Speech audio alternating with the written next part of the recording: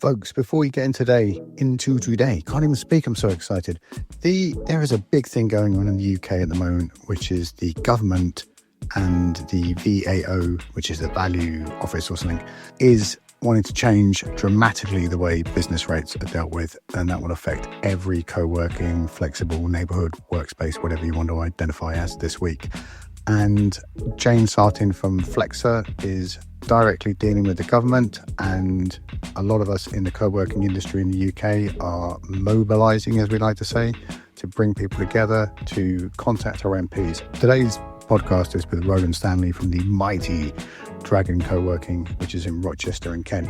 It's an excellent example of a local co-working space that over the past 5 to 10 years has become part of the local community, and this opportunity with the business rates is possibly the best opportunity I've seen for the whole of the UK co-working industry and movement to unite and show what co-working can mean in the UK. And places like Ewan in Bromley and Karen in Bishop Stortford and Roland, who we're speaking to today, are first out the gate doing this. We're really hoping that all co-working spaces will be able to join in with this, whether you're directly affected or not, and also all the companies that supply the software, the locks, the chairs. If you could support too, that would be great. Anyway, longest intro ever. Let's get into today's show.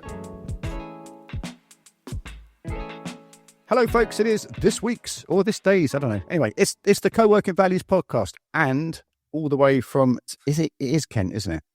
It is Kent, Bernie, yes. It is yes. Kent, yeah.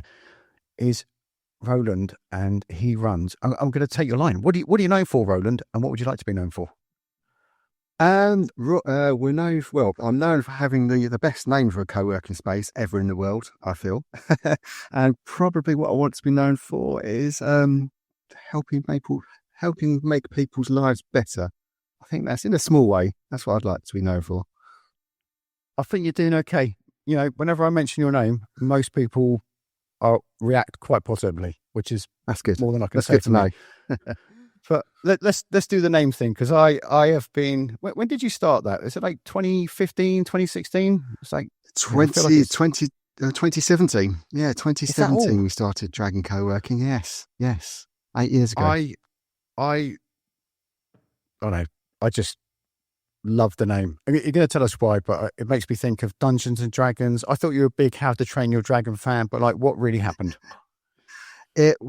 My background's hospitality. I've trained as a chef originally, and my dad ran a hotel in Medway called St George Hotel. So I came to help him out back in the mid-90s and ended up staying 24 years. And then in the hotel, we had a spare function room that wasn't really used for anything. And we were having to pay business rates on it, and it was just empty all the time. Tried to let it out as an office. Couldn't let it out as an office. So somebody mentioned to me about hot desking, co-working. Thought that was an amazing idea. Went up to London, saw some fantastic spaces. I thought, why is this not going to work in Medway? Then what could we call it? And I was going to call it, because we overlooked the River Medway, I was going to call it River Coworking and something like that. And a good friend of mine said to me, well, why don't you call it Dragon Coworking? And I thought about it. I thought, where'd you get the name Dragon from? He went, there's offices. The hotel's called St George Hotel. So St George and the Dragon. So that's where it originally came from. It came from the name of the hotel that we're inside. Did you want to call it, this is a catering joke here. Oh, not even a joke. Did you want to call it River Co-working because you thought it would sound like River Cafe? Probably, yes. What when you say trained as a chef, did you like graft in the kitchen, or did you go to a college? Yeah, I went to college. I went to Canterbury College for 3 years, and then worked in France for 6 months, and worked up some places in London, and and then around Medway, worked for a few places, and said to I never want to work for my dad, and ended up coming to help him out for those 2 weeks, and then stayed 20 odd years. So yes, lucky I managed to escape the kitchen after 8 years of working in kitchens. I managed to escape it. What did you do, like a BTEC or an HND or that kind of thing? I think it was City and Guilds. I think it was City and Guilds 106, something like that. That's it. Anyway, that's the one I was trying to think of. Yeah. Yeah, something like that. I did the BTEC and at college, and then I went to Westminster. Is it Westminster College? I think it was Westminster Catering. It was a really good laugh. Oh, right. The only Yeah. I just couldn't do the accounting thing. Like I was great at, I mean, ask my friends. I was great at cooking, but like the accounting thing just floored me. I'm still mates with some of those people today. When you lived in London, when you worked in London, where did you work? Was it like a horrible cafe in Soho, or was it somewhere? So I did a bit of temping up in London and worked in some various different I can't remember what they were now, just various different restaurants and things. A lot of them just for a day or so, something like that. And then I worked at the London clinic. I worked there for about 5-6 months. And then thought, you know what, I can't be bothered travelling up to London every day, especially when you're doing sort of long shifts anyway. So I came back and started working back in Kent. That is a slog into London. I used to work in a hotel in Mayfair, and the butcher was a mate of the head chef's, and he used to come from Colchester. Wow. Like he used to get the first train in Colchester, and then he'd go home in the afternoon. But like, and he was a mate. The reason he got to go in the afternoon, he was so fast at his job. You know, he used to run an abattoir before he retired.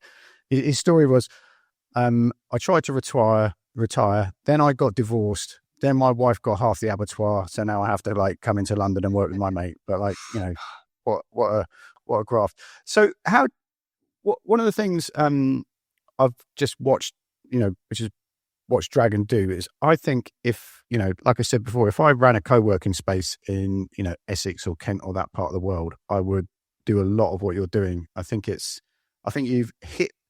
you and Molly have like hit the tone really well of being part of that part of the world. Can you like say how, I think like, did you already know a lot of people because of the hotel, or did you have to go and find out the business people to get involved? Yeah, so I did. I mean, I used to do a lot of networking anyway. And then when we first started up, a lot of our members were people I'd met during networking, which was a great start. But we've really tried to push on from that part when we started. And one of the things that when I started Dragon Coworking, I really wanted it to be a business that people loved and really wanted to be a part of and a fan of, rather than just a member. So we've always kept that in our ethos. We try to engage as much as we can, like the local community. So we work with other local businesses. They do as perks, but we always try to do some like support them through our social media. And we do lots of events, local business events. We bring other businesses into the co-working space, and other charities as well. We work with a lot of charities as well to try to bring them into space. So it's all about just trying to really plug Dragon Coworking into our local community and be part of that community, and bringing people together. That's our sort of real main sort of our why, our driver, what we want to do. When did you always want to be that person, or like where did you pick that up along the way? Is that something you found before you opened it, or was it always in your Roland's business ethos, or did you follow a particular book or idea? No, I don't think so. No, I mean, it's I've got a business mentor who I think probably really steered me into just run a business authentically and make it sort of a reflection of who you are. You don't try and run a business that's false. Make it as authentic as you can. So I think with Dragon, I'd run other businesses and I'd run them as I thought that I should run them. That other people told me how I should run them. And I'm not a cutthroat businessman. I try to be a nice guy as much as possible. And I really wanted to reflect that in Dragon, and bring people into this space that sort of had that same sort of ethos as me, of just being kind and nice to each other. And I think that really sort of set the culture within the workspace from the start. And also sort of having that hospitality background as well, I think really helped me sort of engage with people that came into the space, really sort of made them feel welcome and part of it. And, they are, I mean, all our members, are this business. They're all part of it. And we hope that we really sort of get that across to people that, they're not here just to pay money and pay the bills. They're here to be part of what we are and what Dragon Coworking stands for. I think that that hospitality background is I know I don't want to egg it up too much, but every time I've worked in a co-working space, and I used to help run one in Houston, I always thought this is like Saturday night when it was all buzzing and everyone was in and it was all working. I thought this is like Saturday night walking through the floor and it's all happening. It's great, but you don't have to do all the nasty cleaning at the end of the night. You know, it's like switch off the photocopier absolutely. and that's it. You don't have to deal with drunk people at the end of the night. That's good. Yeah, we've had your money. You know, you don't have to go home, but you can't stay here. One thing, going back to something you said that about the perks, because I'm going to put a link in the show notes to Dragon Coworking website, and there's a bunch of perks on there. Can you do not like a deep dive, but like how did you get that set up? Because we've tried to do that in places I've worked with, and it's just like really long-winded, and everyone wants to get an app and no one wants to use the app, and you know, it's just like really hard to do. But you're one of the few people I've seen that's actually done it. Yeah, I mean, it's very getting perks is quite difficult. But what we found works is we won't go in there. We'll always link up with a company on LinkedIn or Facebook, you know, and then we'll start liking their posts and we get to know each other a little bit first, and then we'll go down and visit them and sort of try and do an introduction to each other and sort of try and work together. And then before we even ask them for a perk, and quite often they'll come to us and say, you know, we've seen you on Facebook and LinkedIn. Can we do something for you? So we've got an app that we have our perks on, but we also we promote them as much as possible on screens and in the space, and just remind people generally, because people do forget. As much as you tell people, if you're going to buy something locally, look on the app before you do it. So we do remind people by posts internally and things like that, just to remind people. But the perks as well, it's always about trying to give back to the local community. So quite often we say to people, look, we don't want a discount necessarily, perhaps just something like a bit of added value, like a free garlic bread at a local pizza place, or a brownie after 6 coffees. Because again, we do it to support local businesses. So we want local people to go and spend money locally. So we do it as much as for them as for us, really. But it just sort of works in a nice little local ecosystem, really. It's so important. There's a whole new conversation on that. But that like getting people to buy locally and getting people to go to the cafe owned by Gemma, not like the high street brand cookie cutter thing, is really, really important. That's actually something I love where I live here in Vigo, the place no one's heard of, because there are definitely branded places here, but there's like 300,000 people live in this region, and there's 3 Starbucks, and it's in the train station, and all the other cafes are, you know, owner managed, and you get to meet the owner all the time. And there's something about contributing economically to the local area, but also actually meeting the person that runs the business is really nice. I've always liked that. With something you said there, with the app, is that an app just for perks, or is that something else? No, I mean, it's part of our membership app. The app we use for everything, for booking and sending invoices. So yeah, it's just one app that does everything, really. Like, you're allowed to say the name. I didn't know they did that. I thought I knew all about them, you know. Well, there you go. So yeah, it's part of Nexus. So yeah, Nexus, you can put perks on there and things like that. So yeah, there you go. Nexus is my favourite co-working space software, based in the Oval in London. There we go. So that's a beautiful segue to something I've seen you folks do, and I just don't understand why more people don't do it, is you and your little indie gang. Can you talk about how that came together? Because just talking to other people who are doing the same thing is so important, but I'm going to answer my own question there. So can you talk about that? Yeah, absolutely. Do you know what? I love the co-working industry because people are just so willing to meet and chat and talk through ideas. And it's, you know, I've met people from all over the world who run co-working spaces, and you drop a message to them on LinkedIn and they're just very happy to have a chat about what they do. So the little indie group that we have, it started a few years ago, and me and Teresa from Collaborate started working together. She was helping us out with the software implementation. Then I met somebody else, Ewan, at one of your events. He was having some problems with the Nexus as well, so Teresa helped him out, and then Karen from the residents, and then John from Freedom Works, and then we just sort of just started chatting, and then we started meeting up, and it's great. We get to talk about all things co-working. We've got a bit of an informal rule that we're not allowed to talk about mugs in the sink, but apart from that, we pretty much talk about anything in co-working. Not just the bits of software. We talk about everything, from business rates to expansion plans to events that are working for us. And it's just, we meet up a couple of times a year, and we've got a little WhatsApp group for us. And it's just fantastic. And it's, anyone that's in co-working, reach out to other co-working space operators, and especially local ones as well. I mean, everyone that opens co-working space around Medway, and I try to in Kent, I reach out to them to see if we can have a chat and just connect and find out if we can help each other.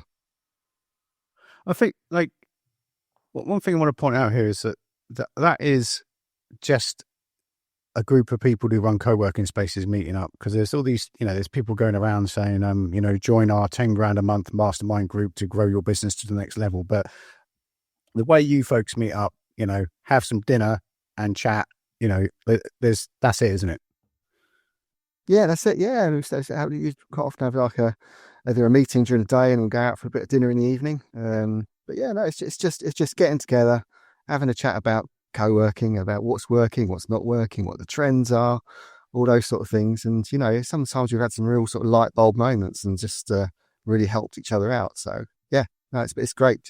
I heartily recommend, wherever your area are, just get together some other co-working space operators out for coffee or something and have a chat, and yeah, it'll be brilliant. There's and just to build on that, and why you should go to co-working events is, I have, I've felt this personally. Like, I've met, you sort of look at people on social media all the time, and they seem like, oh my god, they're like amazing. We're dead in the water, and then you meet them in real life, and they go, I'm really struggling with this, and can you help me out with this? And when you humanize, I'm going to say competition in air quotes, when you humanize your competition, there's it's not even being fluffy. There's so much more room for collaboration in that. In that little sentence there, but our favorite, or maybe not our favorite word at the moment, is that business rates thing. So I'm going to link to your post on LinkedIn. It's doing really badly at the moment. It's only got 42 comments on in 24 hours. But and we'll link to other things we're talking about with the UK business rates, including Jane and Flex's how to email your MP. But can you tell me your story around that so far? Yeah, so it's been floating around for a little while in the UK about what the valuation office are going to be doing, and there has been a few little test cases and things. And I've sort of stayed out of it really, because one, I don't try to get too involved with things. I'll just carry on and do my own thing. But two, I sort of I don't want to spook my members here, by putting anything out. But it's got to a point now, I think, where as operators we need to stand up, and we need to make some noise about this before it actually just gets pushed in. And I'm very worried for, I think some space operators will really struggle if they suddenly get 2 years backdated. There's a lot of operators which are very fine margins, making a space viable.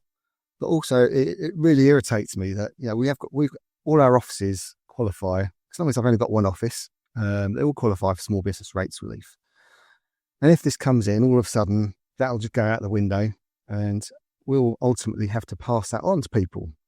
But if these people had their own little standalone office somewhere, if they literally picked their office up and went to put it on the street outside, they would qualify for small business rates relief. But just because they've had the audacity to come and get an office in a co-working space, they're going to lose that benefit to them.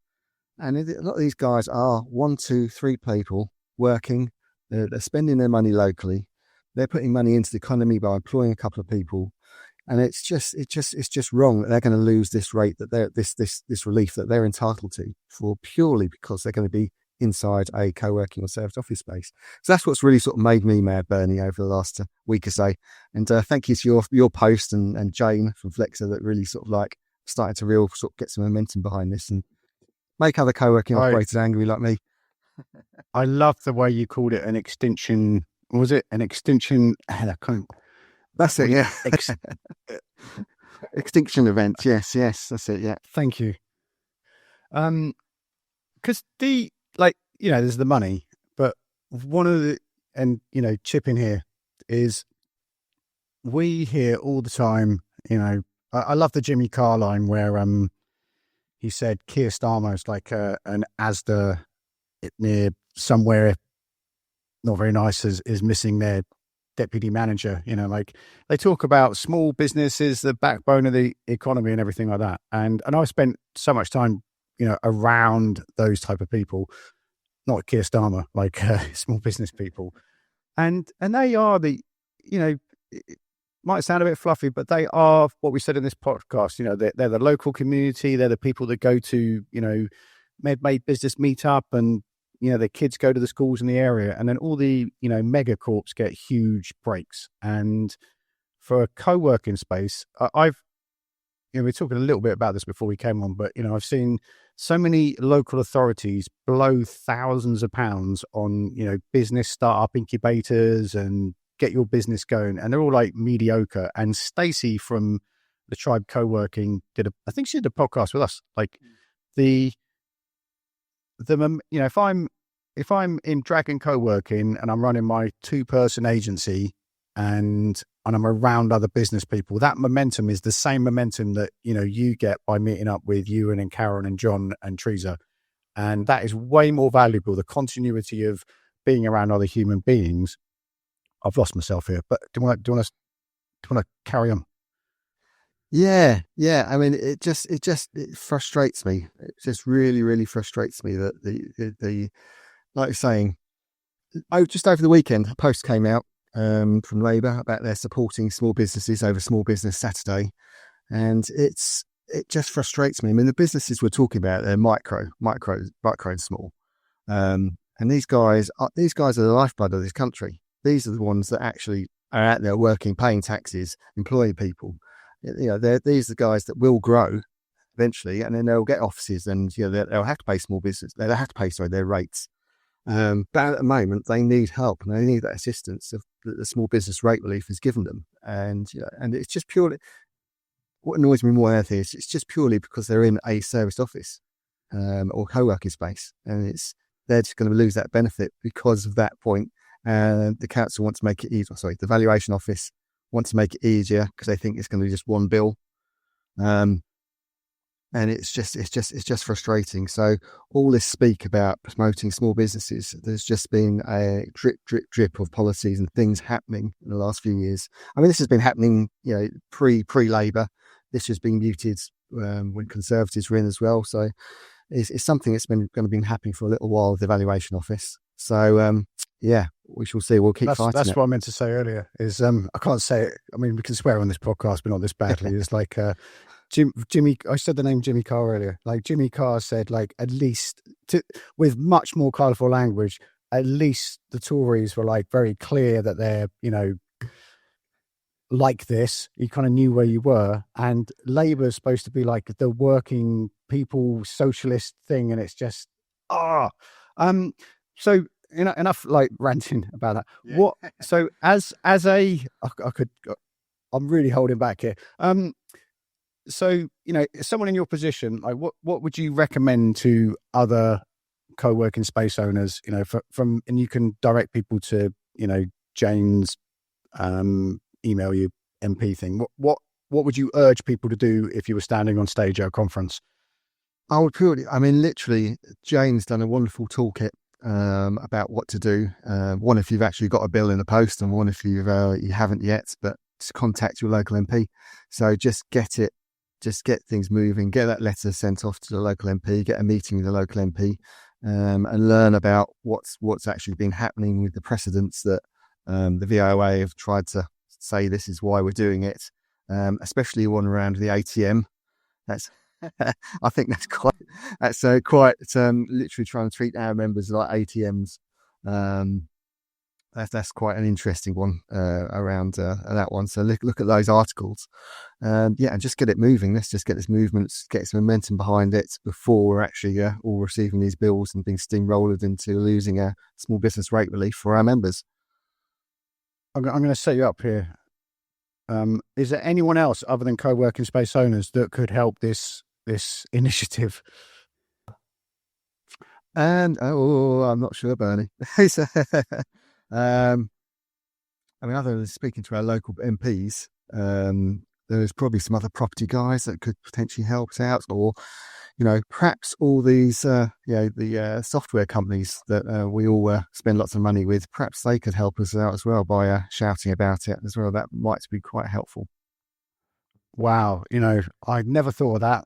I'll put a link in the show notes to that. Thank you. So it is like, all joking aside, folks, it is there's many different shapes and sizes of co-working space in the UK, and names and neighborhood spaces and local workspaces and megacorps and stuff like this.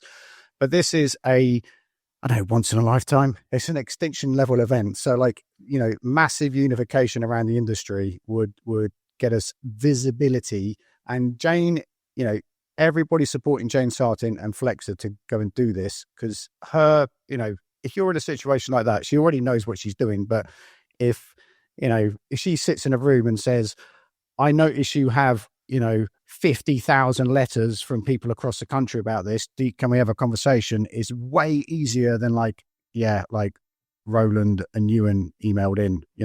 That's what we're looking for. Yeah. I think it's anything you want to go on. Sorry, Bernie. Yeah, I think it's. I think it is. A lot of it is misunderstanding about actually what we do. They don't really understand what benefits we have to the local community. They're just the valuations office, just doing their job. They're thinking that all these offices are trying to play the system, get small business rate relief, without actually understanding what benefit we really have to the local community and the country as a whole. Nurturing these small businesses, giving them somewhere great to work. And they're just getting something they should all be entitled to. I think it's just complete. Don't really understand what we do as an industry. That's that. I'm glad you said that, because that is the crux of the whole thing. Is when you say, and you must have had this in, I don't know, whenever COVID was, seems like 100 years ago, but in COVID was the only time people from my family and friends group outside of this universe said, oh, I've heard of one of those co-working spaces. That's what you do, isn't it, Bernie? I'm like, yeah. Oh, and then they said, all the megacorp ones, but that is the first time in 12 years that anyone mentioned co-working, and then they weren't really quite sure what it was. So this is an opportunity to make our case, like you just said, but also, greater visibility of this industry and its usefulness in local areas. Is there anything you want to add to that? And if not, tell us where we can find you online. I think you pretty much summed it up there, Bernie. So yeah, you can find Dragon Coworking, just dragoncoworking.co.uk, LinkedIn, Instagram, Facebook, just at Dragon Coworking. I'm going to link to all that in the show notes, folks. And if you want to, steal some ideas of how to market your local co-working space, Dragon on LinkedIn is really good. And we'll put a link to the Flexer download, email your MP, just so you can hear it before you go and do it. There's templates in the PDF that you'll download, and then there's a website, which we'll put a link in the show notes to that as well, where you just press a button, a screen comes up from the government, and you type in your postcode.